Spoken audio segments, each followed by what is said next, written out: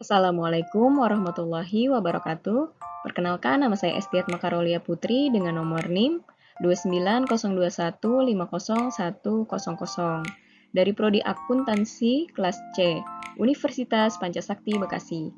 Pada kesempatan kali ini saya akan memenuhi tugas untuk ujian tengah semester 3.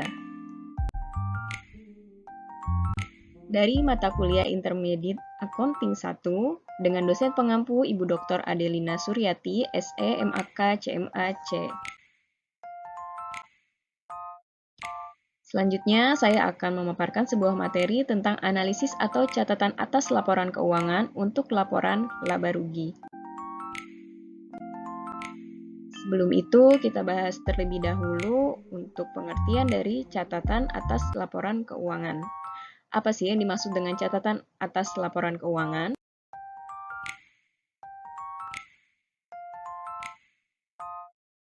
CALK adalah catatan atau informasi tambahan yang ditambahkan ke bagian akhir laporan keuangan. Hal ini bertujuan agar tersedia tambahan informasi kepada pembaca. Selanjutnya adalah fungsi dan tujuan dari laba rugi.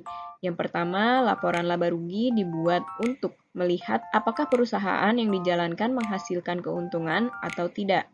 Selanjutnya, di dalamnya akan meringkas semua pendapatan perusahaan dan mengurangkannya dengan pengeluaran sehingga yang tersisa adalah keuntungan atau kerugian dari perusahaan. Selanjutnya, tujuannya di sini ada 6 poin ya. Yang pertama, memberi informasi mengenai kondisi suatu perusahaan.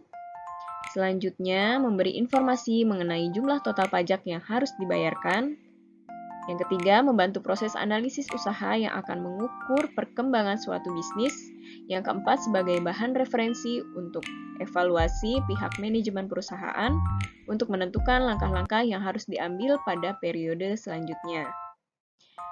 Selanjutnya, di sini ada sebagai acuan perusahaan dalam upaya untuk mengembangkan bisnis jika ingin meningkatkan perolehan keuntungan. Yang terakhir adalah untuk membantu proses analisis strategi perusahaan untuk mengetahui keberhasilan strategi bisnis yang dijalankan untuk mencapai tujuan perusahaan. Selanjutnya adalah komponen laporan laba rugi. Di sini saya mencantumkan ada 8 poin ya untuk komponen laporan laba rugi. Kita bahas dulu untuk yang pertama ada pendapatan. Di sini ada pendapatan yang dicatat, yakni pendapatan operasional dan non-operasional.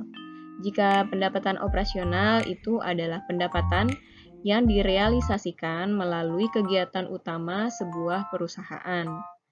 Selanjutnya, itu seperti memproduksi produk, lalu menjual produk, dan memasarkan produk kepada distributor atau pengecer termasuk ke dalam pendapatan operasional.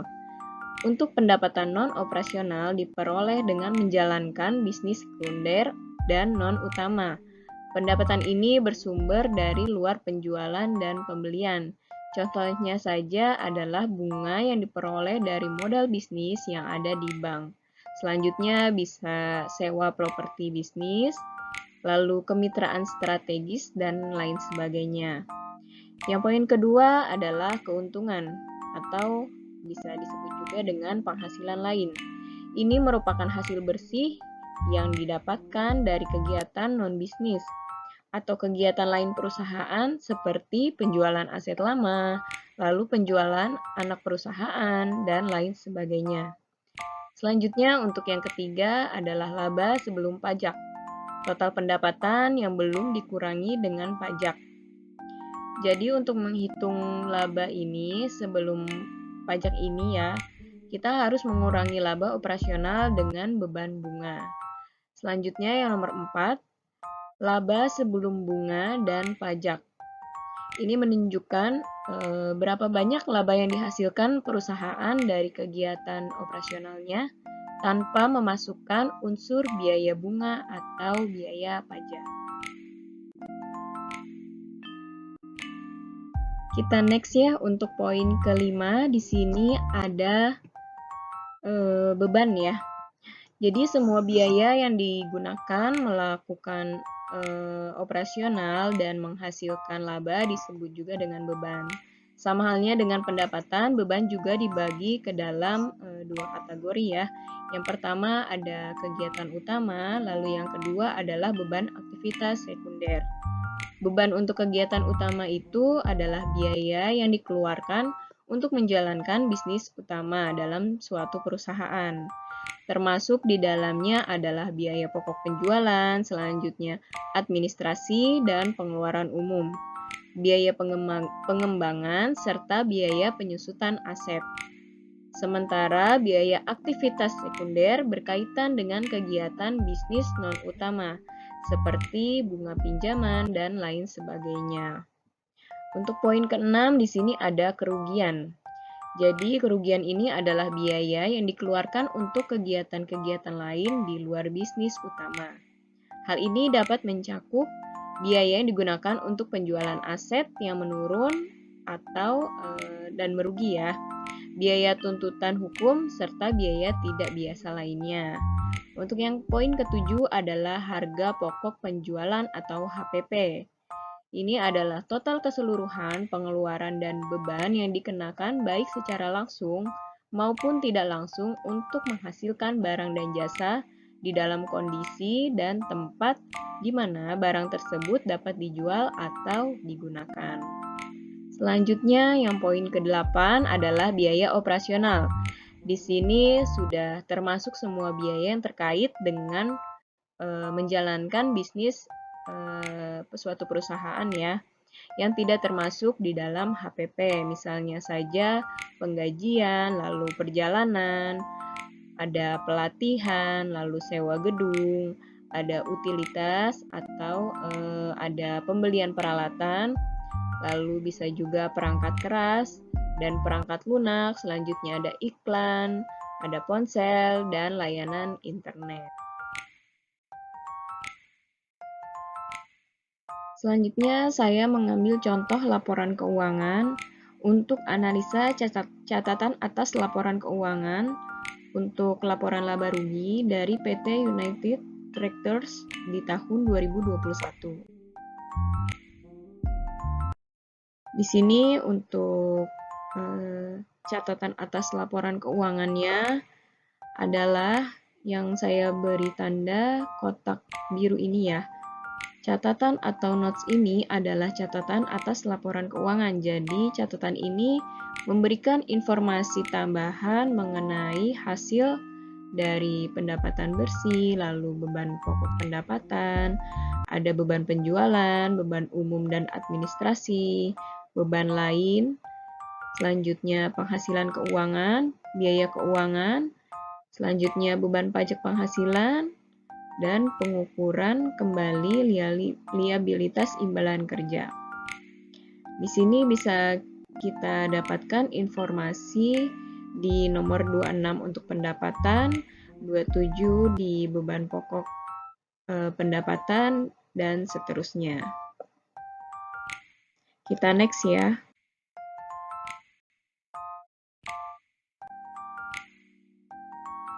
Di sini ada catatan atas laporan keuangan untuk pendapatan bersih. Jadi ini adalah rinciannya ya. Untuk jumlah pendapatan bersihnya tadi ada Rp79.460.503. Di sini ada catatan juga hingga akhir 31 Desember 2021 dan 2020 tidak ada pendapatan yang diterima dari satu pelanggan eksternal yang melebihi 10,0% dari jumlah pendapatan bersih. Selanjutnya di sini juga nanti ada catatan untuk 36-nya mengenai pihak berelasi. Jadi Rp79.460.503 itu bisa kita lihat di pendapatan dari kontrak dengan pelanggan diselesaikan pada waktu tertentu dan sepanjang waktu. Jadi ini tinggal ditambahkan saja ya untuk angkanya.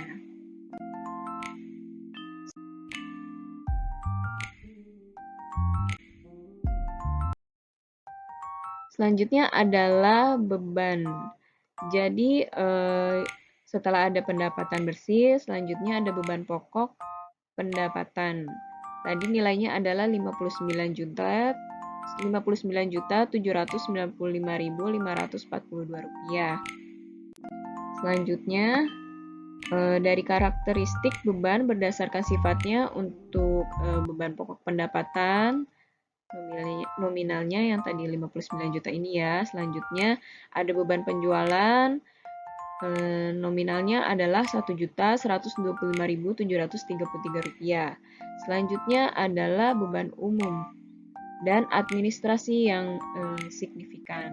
Ini ada Rp3.663.613. Jadi hasil yang didapatkan itu ada ini ya, Rp64.584.888.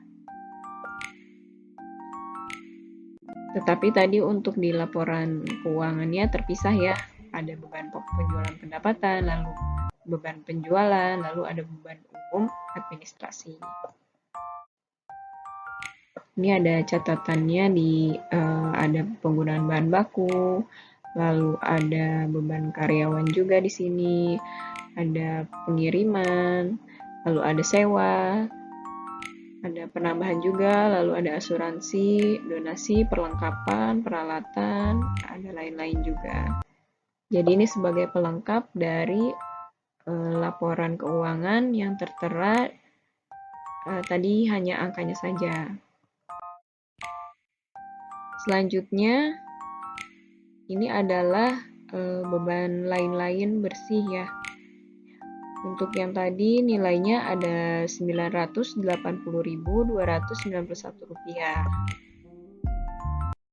Sini juga ada catatan-catatan dari keuntungan atas penjualan aset tetap, ada pendapatan dividen juga, lalu kerugian, ada kerugian penurunan nilai beban eksplorasi, lalu ada kerugian penurunan nilai goodwill-nya. Jadi hasilnya tadi adalah Rp980.291. Selanjutnya ada penghasilan keuangan juga di sini. Jadi didapat dari penghasilan bunga dari kas pada bank, deposito berjangka, serta kas dan deposito berjangka yang dibatasi penggunaannya. Nilainya Rp538.125. Selanjutnya ada penghasilan bunga dari pinjaman kepada pihak ketiga dan pihak berelasi. Nominalnya adalah Rp258.207. Selanjutnya ada lain-lain, nominalnya Rp75.641. Jadi totalnya adalah Rp871.973. Selanjutnya untuk di biaya keuangan, di sini ada biaya bank, lalu ada beban bunganya juga, seperti pinjaman bank, liabilitas, ada fasilitas juga, lalu bunga atas pinjaman lain-lain, dan lain-lain. Di sini juga tertera angkanya ya, dan nominalnya itu ada Rp754.155. Selanjutnya ini ada beban pajak penghasilan. Ya, di sini ya. Ada sebelum pajak, ada pajak penghasilan terkait, lalu ada nominal setelah pajak. Kita next.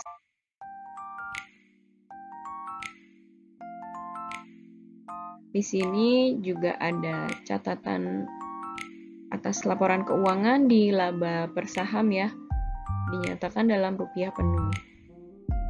Ini ada dasar dan dilusian di catatan nomor 37.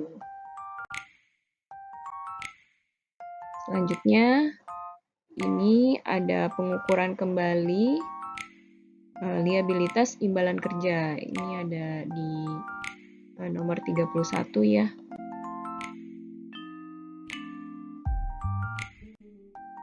Next. Ini juga masih di nomor 31.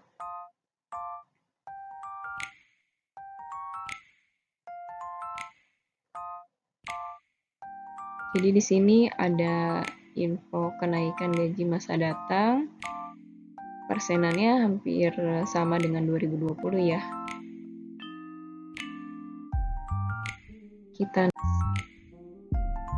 Ini masih juga di nomor 31, liabilitas imbalan kerja.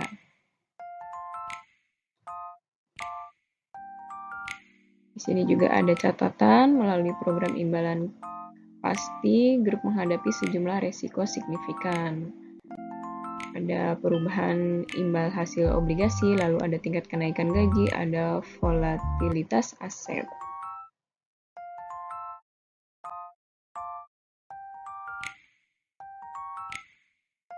Selanjutnya, ini masih di nomor 31. Ada imbalan pensiun dan pasca kerja lain-lain. Lalu ada imbalan jangka panjang lainnya. Di sini rinciannya ya.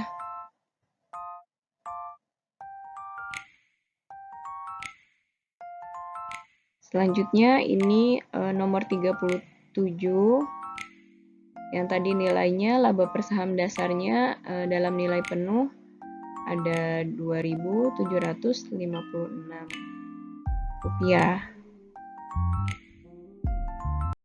Sini ya, perusahaan tidak memiliki saham biasa yang berpotensi dilutif.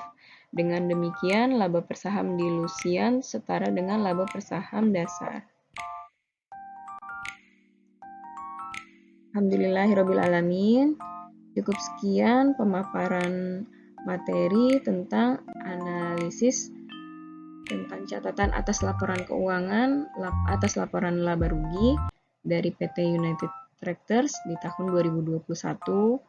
Jadi kesimpulannya adalah untuk laporan keuangan tersebut kita akan membaca angka-angka. Namun untuk membaca angka tersebut kita juga harus mendapatkan informasi tambahan. Jadi catatan atas laporan keuangan ini sangatlah penting untuk lebih memperjelas lagi hasil dari laporan keuangan tersebut sebagai informasi tambahan ya. Contohnya seperti tadi, untuk pendapatan bersihnya itu bisa didapat dari mana saja ya. Bisa menghasilkan nominal sekian. Jadi ada rincian untuk memperjelas kepada si pembaca mengenai laporan keuangan tersebut. Itu saja yang bisa saya sampaikan, kurang lebihnya saya mohon maaf. Terima kasih atas perhatiannya. Saya akhiri, wabillahi taufiq wal hidayah. Wassalamualaikum warahmatullahi wabarakatuh.